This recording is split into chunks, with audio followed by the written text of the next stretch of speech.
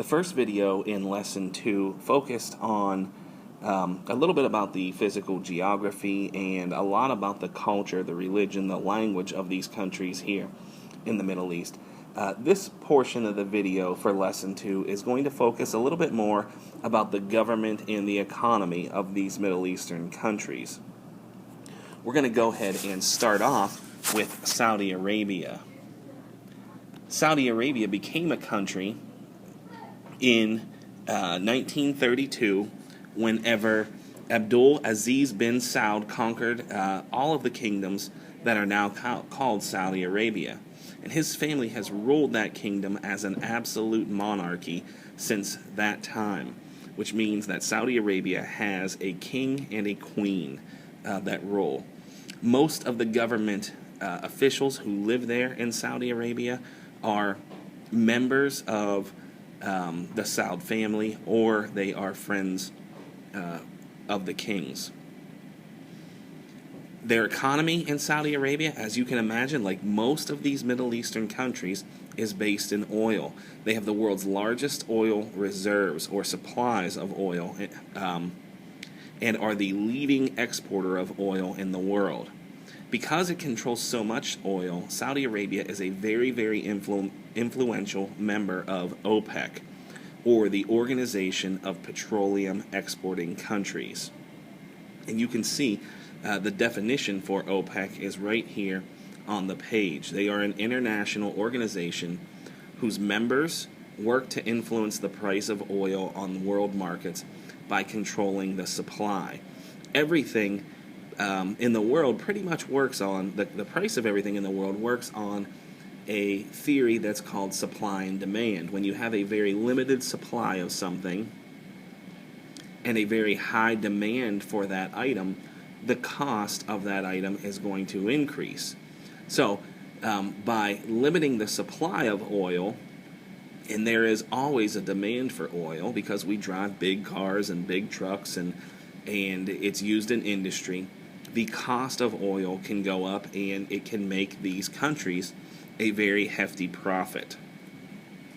So Saudi Arabia is very wealthy thanks to its supply of oil. The country has a very large middle class. The government uses some of that money to benefit the people. They provide their population with free health care, free education to its citizens. However, the country does have some major issues that continually plague them. Because of their lack of fresh water supply, they have to import most of their food from foreign countries. They have a very high unemployment rate, and that has to do quite a bit with a lot of their young. They go to school to be members of the Islamic clergy rather than go into different industries and make things. And they have a very, very high population growth rate. So they're one of the youngest countries in the world. In fact, almost 38% of all of Saudi Arabia's population is younger than 15 years old. So that is going to present some work challenges, employment challenges, as those young people get older and enter the job force.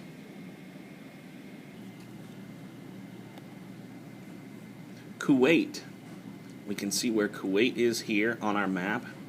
It is right down here. Oops.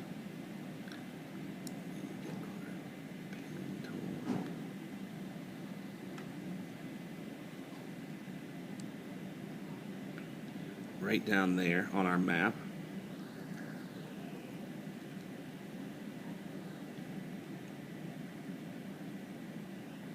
Kuwait is, again, a very oil-rich country, much like Saudi Arabia. It has a lot of oil, and most of its wealth comes from that oil. It's also right there on the Persian Gulf, which makes it exporting oil very, very easy for the folks who live there. Back in the early 90s, there was a war that was fought over Kuwait as Iraq wanted to control that Kuwaiti oil, and they attacked, invaded there, and the United States had to come to Kuwait's rescue and help push Iraq back into their own country. Now, this Persian Gulf War, as it was known at the time, caused major destruction to a lot of Kuwait's oil fields, and it took a while for them to get them back up and running again, but they are, and pumping oil and making lots of money because of that oil. Like Saudi Arabia, they are ruled by a royal family, but they also have an elected legislature, a group of people who were elected by the citizens in order to help pass laws and govern the country.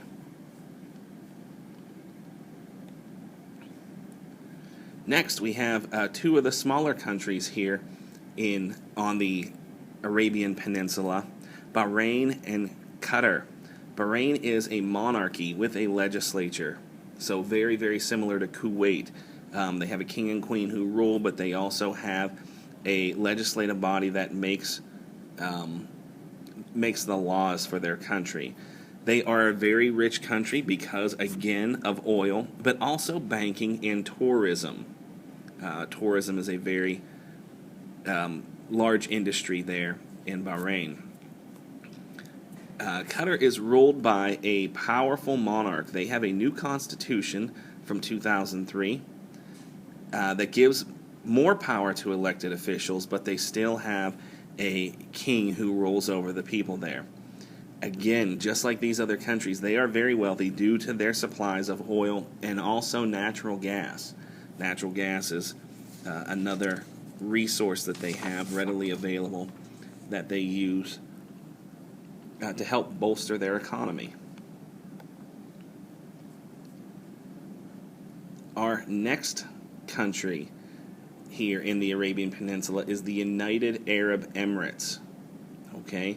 The United Arab Emirates, there's 7 tiny countries that make up the United Arab Emirates. Again, their economy is based on oil and natural gas. Do you see a theme that we are developing here with these Middle Eastern countries about their economies? All of them are based on oil and natural gas. Think in your minds what problems that can cause. What happens when they run out of oil? What happens whenever we shift our focus from cars that operate using gasoline to cars that operate using some other form of fuel? It's severely going to impact the economies of these places. The United Arab Emirates is a very, very small area. They depend on a lot of workers from other countries to come in and work in their oil fields and places like that. And they have more foreign workers than they do citizens. Next, our next country, Oman and Yemen. They are the countries that are on the southeastern border of Saudi Arabia, and they border the Arabian Sea in Saudi Arabia.